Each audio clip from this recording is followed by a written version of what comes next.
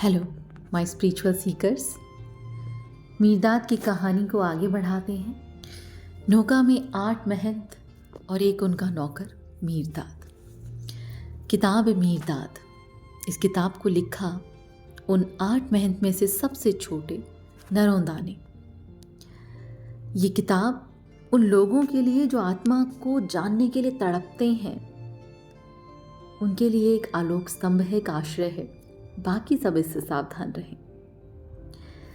नरोदा कहते हैं कि उस शाम 8 साथी खाने की मेज़ के चारों ओर जमा थे और मीरदाद एक और चुपचाप खड़ा आदेशों की प्रतीक्षा कर रहा था। साथियों पर लागू पुरातन नियमों में से एक था कि जहाँ तक संभव हो, जब बातचीत हो तो मैं शब्द का प्रयोग ना किया जाए। साथी शमदाम मुखिया के रूप में अर्जित अपनी उपलब्धियों के बारे में डींग मार रहा था, ये दिखाते हुए कि उसने नौका की संपत्ति और प्रतिष्ठा में कितनी वृद्धि की। उसने बहुत से आंकड़े प्रस्तुत किए और ऐसा करते हुए उसने वर्जित शब्द का अधिक से अधिक प्रयोग किया और वो था मैं। साथी मिकेयन ने इसके लिए उसे हल्की सी झिड़क दी। इस पर एक उत्तेजनापूर्ण विवाद छिड़ गया कि इस नियम का क्या उद्देश्य था और इसे किसने बनाया। पिता हजरत नूह ने या मुख्य साथी अर्थात सैम ने। उत्तेजना से एक दूसरे पर दोष लगाने की नौबत आ गई और इसके फलस्वरूप बात इतनी बढ़ गई कि कहाँ तो बहुत कुछ गया पर समझ में किसी के कुछ नहीं आया। विवाद को हंसी के वातावरण में बदलने की इच्छा से शमदाम मीरदाद की ओर मुड़ा और उसका मजाक उड़ाते हुए उसी स्वर में कहने लगा, इधर देखो, कुलपिता से भी बड़ी हस्ती यहाँ मौजूद है। मीरदाद, शब्दों की इस भूल भुलैया में से निकलने के लिए हमें ज़रा राह तो दिखाओ। ऐसा कहते ही सबकी दृष्टि मीरदाद पर टिक गई और सबको बड़ा आश्चर्य हुआ और बहुत प्रसन्नता हुई कि लगभग 7 वर्ष की लंबी अवधि में पहली बार मीरदाद ने अपना मुंह खोला और उन 8 महंत को संबोधित करते हुए पहली बार वो बोला। कहने लगा, नौका के मेरे साथियों, शमदाम की इच्छा चाहे मजाक में हुई प्रकट की गई हो, किंतु अनजाने ही मीरदाद के गंभीर निर्णय की पूर्व सूचना देती है। क्योंकि जिस दिन मीरदाद ने इस नौका में प्रवेश किया था, उसी दिन उसने अपनी मुहरें तोड़ने और अपने पर्दे हटाने और तुम्हारे और इस संसार के सामने अपने वास्तविक रूप में प्रकट होने के लिए इसी समय और इसी स्थान को और इसी परिस्थिति को चुना था। मतलब आज वो समय था जब मीरदाद ने अपना ज्ञान इन लोगों के साथ बांटना चाहा था। 7 साल तक वो चुप था। मीरदाद ने कहा, 7 मुहरों से मीरदाद ने अपना मुंह बंद किया था। 7 पर्दों से उसने अपना चेहरा ढक रखा था, ताकि जब तुम शिक्षा ग्रहण करने के योग्य हो जाओ तो वह तुम्हें संसार और तुम्हें दिखा दे कि कैसे अपने होठों पर लगी मुहरें तोड़ी जाएं और अपनी आंखों पर लगे पर्दे हटाए जाएं। इस तरह अपने आप को अपने सामने अपने ही संपूर्ण तेज में प्रकट किया जाए।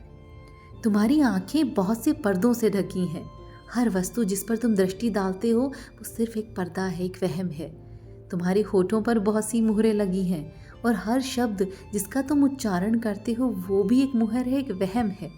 क्योंकि पदार्थ, चाहे उनका कोई भी रूप या प्रकार क्यों न हो, केवल पर्दे या पोतड़े हैं जिनमें जीवन ढका है, लिपटा है, एक छोटे से बच्चे की भांति। तुम्हारी आंखें जो स्वयं एक पर्दा है, पर्दों के सिवाय तुम्हें कहीं और कैसे ले जा सकती हैं। और तुम्हारे बोले गए शब्द ये अक्षर और मात्राओं में बंद किए हुए पदार्थ नहीं है। तुम्हारे होठ जो खुद एक मुहर है, तुम्हें मुहरों के सिवाय और क्या बोल सकती हैं। आंखें पर्दा डाल सकती हैं, पर्दों को भेद नहीं सकती। होठें मुहर लगा सकते हैं, मुहरों को तोड़ नहीं सकते। इससे अधिक इनसे कुछ ना मांगो। शरीर के कार्यों में से इनके हिस्से का कार्य इतना ही है और इसे ये भली भांति निभा रहे हैं। पर्दे डालकर, मोहरें लगाकर ये तुमसे पुकार पुकार कर कह रहे हैं कि आओ और उसकी खोज करो जो इन पर्दों के पीछे छिपा है, और उसका भेद प्राप्त करो जो मोहरों के नीचे बंद है। पर्दों के भेदने के लिए तुम्हें पलकों और भौहों की ढकी आँखों की नहीं, बल्कि एक और आँख की जरूरत है जो तुम्हें भीतर की ओर ले जाए। सुनो, यदि फिर तुम्हारा संसार एक चकरा देने वाली पहेली है तो वह इसलिए कि तुम स्वयं ही वह चकरा देने वाली पहेली हो। वो संसार तुम्हारे ही अंदर है, और यदि तुम्हारी वाणी एक विकट भूल भुलैया है तो वह इसलिए कि तुम स्वयं ही वो भूल भुलैया हो, जिसे जैसी है वैसी ही रहने दो। इसे बदलने की कोशिश मत करो, क्योंकि वे जो प्रतीत होते हैं इसलिए प्रतीत होती है कि तुम वह प्रतीत होते हो जो होते हो। जब तक तुम इन दृष्टि और वाणी प्रदान नहीं करते, ये न देख सकती हैं न बोल सकती हैं। यदि उनकी वाणी कर्कश है तो अपनी ही जीवा की ओर देखो। यदि तुम्हें सामने वाले कुरूप नजर आते हैं तो शुरू में भी और आखिरी में भी अपनी ही आंखों को परखो। पर्दों से उनके पर्दे उतार फेंकने के लिए मत कहो, अपने पर्दे उतार के फेंको। पदार्थों के पर्दे उतर जाएंगे, नहीं पदार्थों से उनकी मुहरें तोड़ने के लिए कहो। अपनी मुहरें तोड़ दो।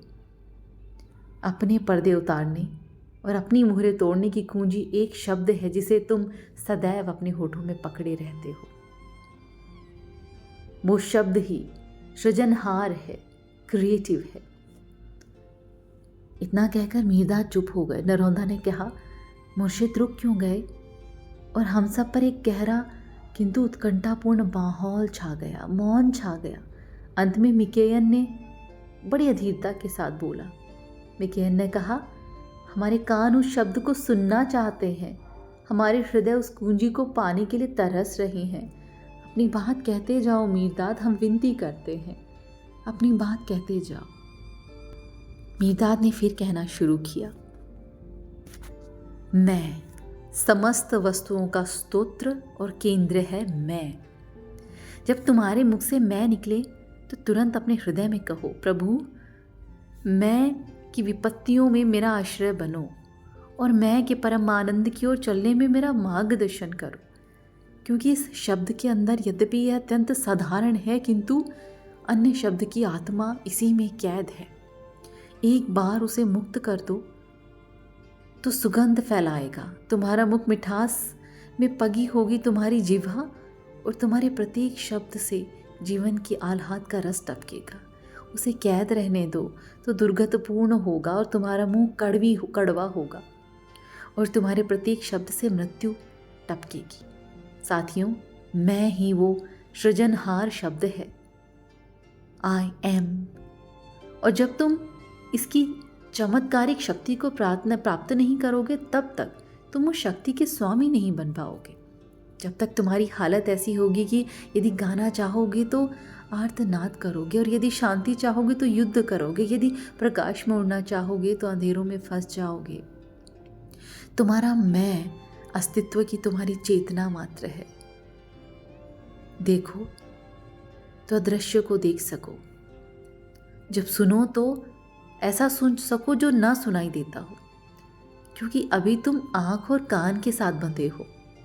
और यदि तुम इन आँखों के द्वारा न देखो और यदि तुम इन कानों के द्वारा न सुनो तो तुम कुछ भी देख और सुन नहीं सकते।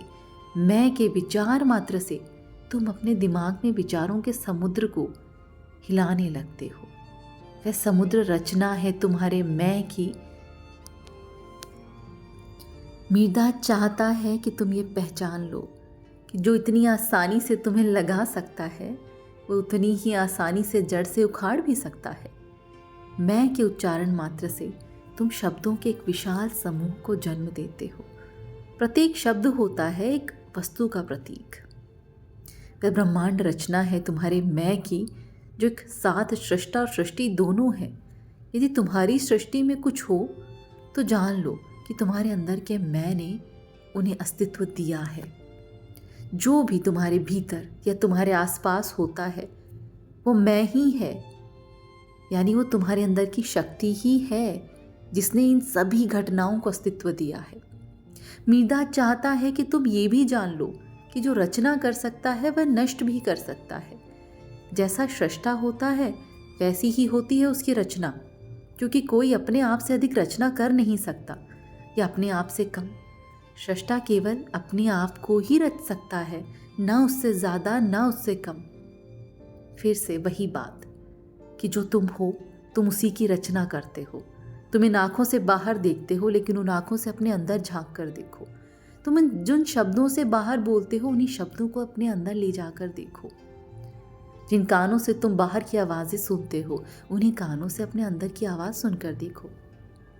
एक जादू की छड़ी है मैं, फिर भी यह छड़ी ऐसी किसी वस्तु को पैदा नहीं कर सकती जो जादूगर में ना हो। जैसा जादूगर होता है वैसी ही होती है उसकी छड़ी की पैदा की हुई वस्तुएं। इसलिए जैसी तुम्हारी चेतना है वैसा ही है तुम्हारा मैं, मतलब तुम, मतलब तुम्हारा अस्तित्व। जैसा तुम्हारा मैं है वैसा ही है तुम्हारा संसार। यदि इस मैं का अर्थ स्पष्ट और निश्चित है तो तुम्हारे संसार का अर्थ भी स्पष्ट और निश्चित है, और तब तुम्हारे शब्द कभी भूल भुलैया नहीं होंगे तुम्हारे कर्म कभी इस पीड़ा के घोंसले। यदि ये धुंधला और अनिश्चित है तो तुम्हारा संसार भी धुंधला और अनिश्चित है, और तुम्हारे शब्द केवल एक इल्यूजन है और कर्म सिर्फ पीड़ा। यदि यह परिवर्तन रहित और चिरस्थायी है तो तुम्हारा संसार भी परिवर्तन रहित और चिरस्थायी होगा, और तब तुम हो समय से भी अधिक महान और स्थान से भी अधिक विस्तृत हो जाओगे। यदि यह अस्थायी और परिवर्तनशील है तो तुम्हारा संसार भी वैसा ही हो जाएगा। तुम तो धुएं की एक परत जिस पर सूर्य अपनी कोमल सांसें छोड़ रहा है वो हो। यदि यह एक है तो तुम्हारा संसार भी एक है, और तब तुम्हारे स्वर्ग तथा पृथ्वी के सब निवासियों के बीच अनंत शांति है। यदि यह अनेक है तो तुम्हारा संसार भी अनेक है, और तुम अपने साथ प्रभु के असीम साम्राज्य के प्रत्येक प्राणी के साथ अंतहीन युद्ध कर रहे हो। मैं तुम्हारे जीवन का केंद्र है, जिसमें वे वस्तुएं निकलती हैं जिनसे तुम्हारा संपूर्ण संसार बना है, और जिसमें वे सब वापस आकर मिल जाती हैं। यदि यह स्थिर है तो तुम्हारा संसार स्थिर है।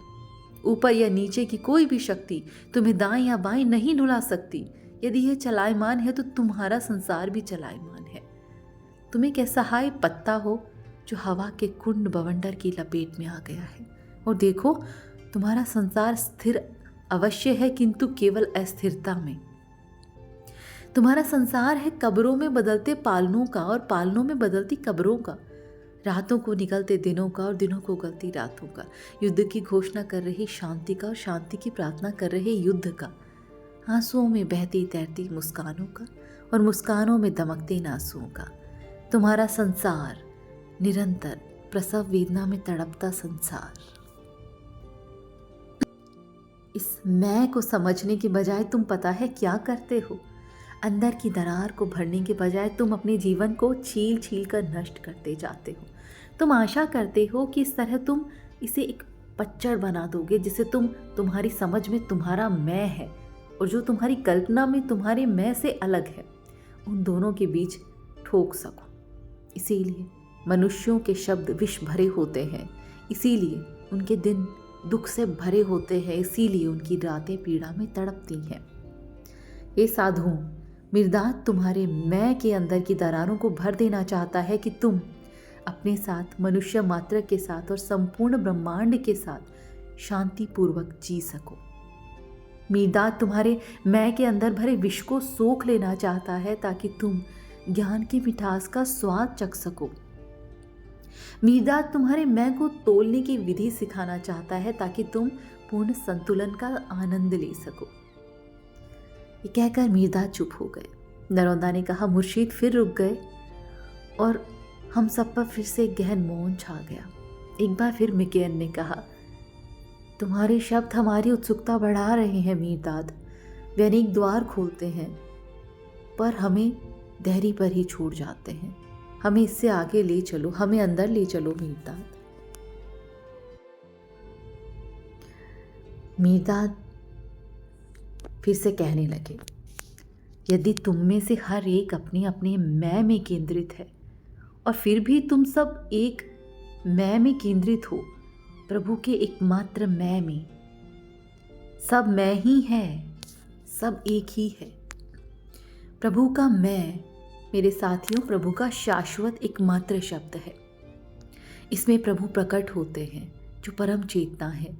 इसके बिना वह पूर्ण मौन ही रह जाते हैं। इसी के द्वारा सृष्टा ने अपनी रचना की।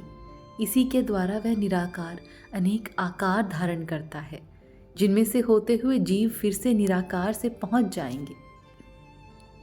अपने आप का अनुभव करने के लिए, अपने आप का चिंतन करने के लिए, अपने आप का उच्चारण करने के लिए प्रभु को मैं से अधिक और कुछ बोलने की आवश्यकता नहीं। इसीलिए मैं उसका एकमात्र शब्द है, इसीलिए यह शब्द है। जब प्रभु मैं कहता है तो कुछ भी अनकहा नहीं रह जाता। देखे गए यदि किसी शब्द का कोई अर्थ न हो तो वह शब्द शून्य में गूंजती केवल एक प्रतिध्वनि है। यदि इसका अर्थ सदा एक ही न हो तो यह गले का कैंसर और जबान पर पड़े छाले से ज़्यादा कुछ नहीं है।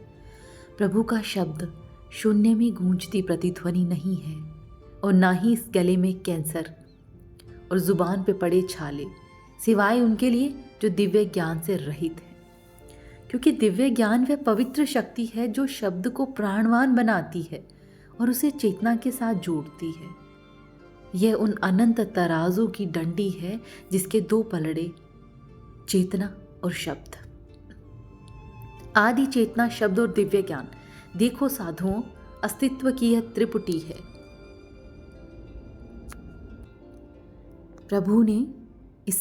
मनुष्य ने इस मैं को प्रभु नाम दिया।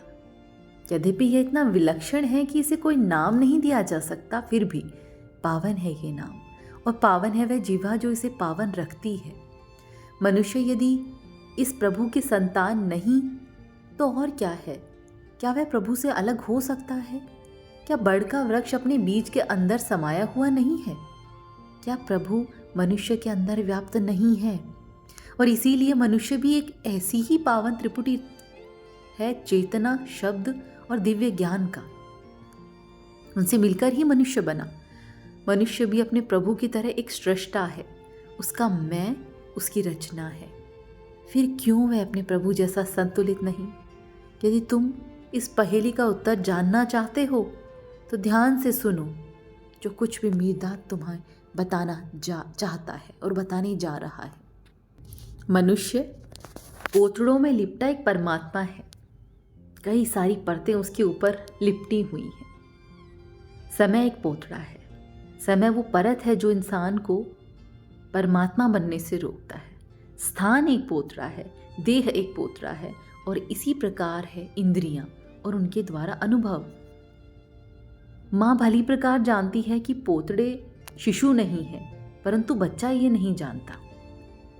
जब बच्चे को उस पोतड़े में लपेट कर रखा जाता है, माँ जानती है लेकिन बच्चा नहीं जानता कि ये मैं कहाँ हूँ और मैं कौन हूँ। अभी मनुष्य का अपने पोतड़ों में बहुत अधिक ध्यान रहता है, जो हर दिन के साथ, हर युग के साथ बदलते रहते हैं। इसीलिए उसकी चेतना में निरंतर परिवर्तन होता रहता है। इसीलिए उसका शब्द जो उसकी चेतना की अभिव्यक्ति है, कभी भी अर्थ में स्पष्ट और निश्चित नहीं होता, और इसीलिए उसके विवेक पर छाई रहती है धुंध, और इसीलिए उसका जीवन असंतुलित है और ये एक उलझन है। इसीलिए मनुष्य सहायता की प्रार्थना करता है। उसका आर्तनाद अनादिकाल से गूंज रहा है। वायु उसके विलाप से बोझिल है, समुद्र उसके आंसुओं से के नमक से खारा है, धरती पर उसकी कब्रों से गहरी झुर्रियाँ पड़ गई हैं, और आकाश उसकी प्रार्थनाओं से बहरा हो गया है। और यह सब इसलिए कि अभी तक वह अपने मैं का अर्थ ही नहीं समझ सका। उसके लिए तो ये पोतड़े और उनमें लिपटा हुआ शिशु भी वही है। मैं कहते हुए मनुष्य शब्द को दो भागों में चीर देता है, एक उसके पोतड़े और दूसरा प्रभु का अमर अस्तित्व। क्या मनुष्य वास्तव में अविभाज्य को विभाजित कर देता है? प्रभु ना कर सके ऐसा हो। अविभाज्य को कोई शक्ति विभाजित नहीं कर सकती, ईश्वर की शक्ति भी नहीं, लेकिन मनुष्य तो ये कर देता है, उस परमात्मा को ही विभाजित। मनुष्य अपरिपक्व है, इसलिए विभाजन की कल्पना करता है, और मनुष्य एक शिशु उस अनंत अस्तित्व को अपने अस्तित्व का बैरी मानकर लड़ाई के लिए कमर कस लेता है और युद्ध की घोषणा कर देता है। इस युद्ध में जो बराबरी का नहीं, मनुष्य उसके मांस के चिथड़े उड़ा देता है और अपने रक्त की नदियां बहा देता है, जबकि परमात्मा जो माता भी है, पिता भी है, स्नेहपूर्वक देखता रहता है, क्योंकि वह भली भांति जानता है कि मनुष्य अपने उन मोटे पर्दों को ही फाड़ रहा है और अपने उस कड़वे द्वेष को ही बह रहा है। उस एक के साथ उसकी एकता के प्रति उसे अंधा बनाए रखे है। यही मनुष्य की नियति है, लड़ना और रक्त बहाना और मूर्छित हो जाना और अंत में जागना और मैं के अंदर की दरारों को अपने मांस से भरना और अपने रक्त से उसे मजबूती से बंद कर देना। इसीलिए साथियों, तुम्हें सावधान कर दिया गया है और बड़ी बुद्धिमानी के साथ सावधान कर दिया गया है कि मैं का कम से कम प्रयोग करो, क्योंकि जब तक मैं से तुम्हारा तात्पर्य पोतड़े हैं, उनमें लिपटा केवल शिशु नहीं, जब तक इसका अर्थ तुम्हारे लिए एक चलनी है, कुठाली नहीं, तब तक तुम अपने मिथ्याभिमान को छानते रहोगे और बटोरोगे केवल मृत्यु को, उससे उत्पन्न सभी पीड़ाओं और वेदनाओं को। प्रभु तो जानते हैं कि वे और उनकी रचना एक है। एक अंश को ठुकराना संपूर्ण को ठुकराने जैसा है और संपूर्ण को ठुकराना अपने आप को ठुकराना है। इसलिए उसका उद्देश्य और आशय सदा एक ही रहता है। जबकि मनुष्य जो कुछ ये रचता है उसे लड़ाई झगड़े में लगा देता है। यह निरंतर किसी को मित्र मानकर अपनाता रहता है और किसी को शत्रु मानकर ठुकराता रहता है, और अक्सर इसका कल का मित्र आज का शत्रु बन जाता है और आज का शत्रु कल का मित्र बन जाता है। इस प्रकार मनुष्य का अपने ही विरुद्ध क्रूर और निरर्थक युद्ध छिड़ा रहता है, और यह सब इसलिए कि मनुष्य में पवित्र शक्ति का अभाव है और केवल वही उससे बोध करा सकती है कि वह तथा उसकी रचना एक ही है, कि शत्रु को त्याग देना मित्र को त्याग देना है, क्योंकि दोनों शत्रु और मित्र उसके शब्द मैं की ही रचना है। मैं ही शत्रु है और मैं ही मित्र है। जिससे तुम घृणा करते हो और बुरा मानकर त्याग देते हो, उसे अवश्य ही कोई अन्य व्यक्ति अथवा अन्य पदार्थ अच्छा मानकर अपना लेता है। क्या एक वस्तु एक ही समय में परस्पर विपरीत दो वस्तुएं हो सकती हैं? वह न एक है न ही दूसरी, केवल तुम्हारे मैं ने उसे बुरा बना दिया और किसी दूसरे मैं ने उसे अच्छा बना दिया।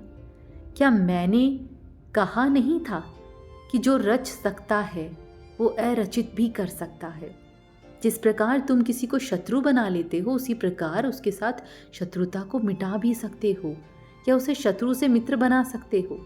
इसके लिए तुम्हारे मैं को एक कुठाली बनना होगा। इसके लिए तुम्हें दिव्य ज्ञान की जरूरत है।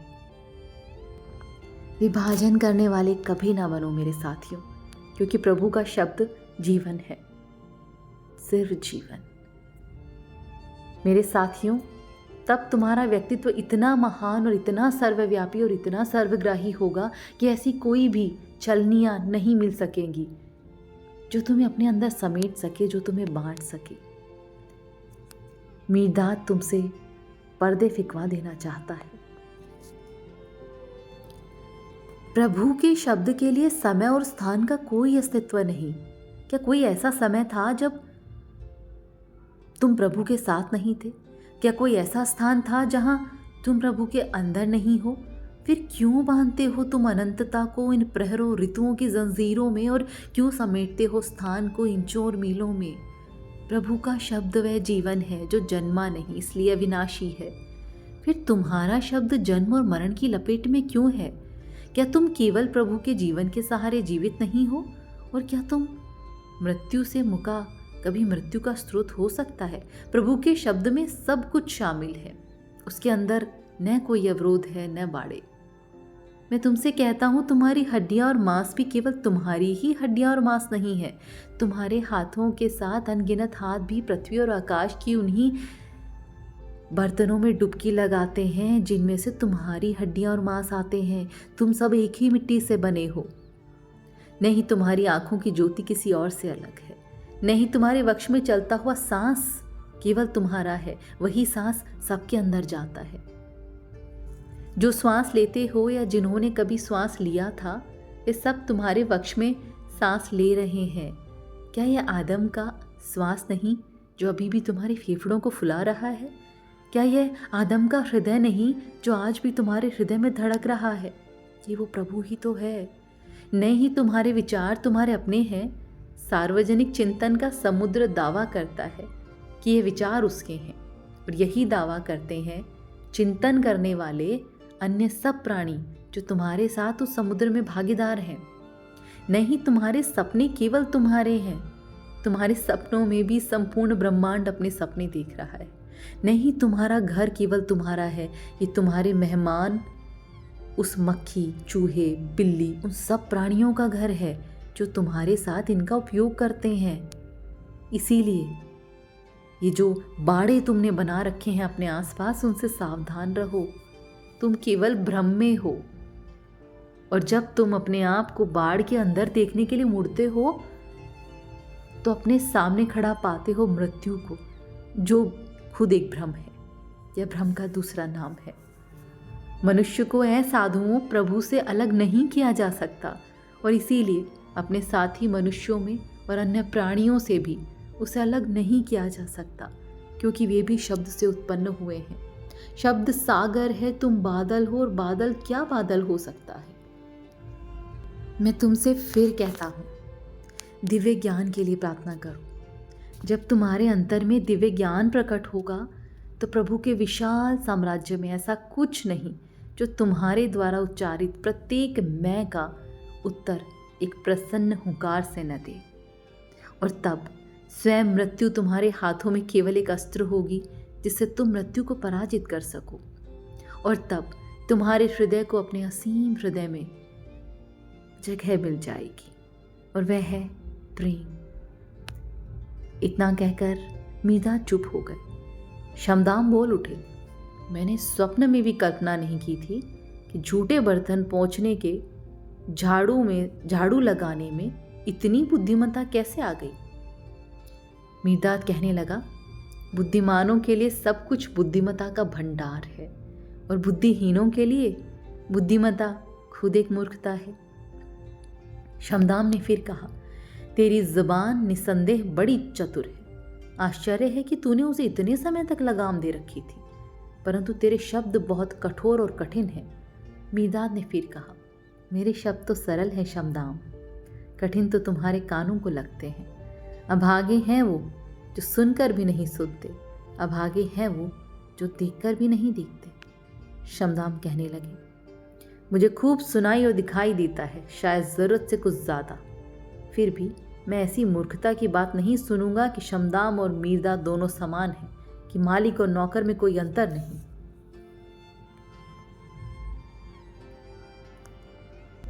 और इस तरह शमदाम ने मीरदाद की हर एक बात को ठुकरा दिया कि हम या हर एक मनुष्य एक हो ही नहीं सकता, कि एक नौकर और एक मालिक एक हो ही नहीं सकता। आज के लिए बस इतना ही। आगे की कहानी नेक्स्ट वीडियो में। तब तक के लिए थैंक यू।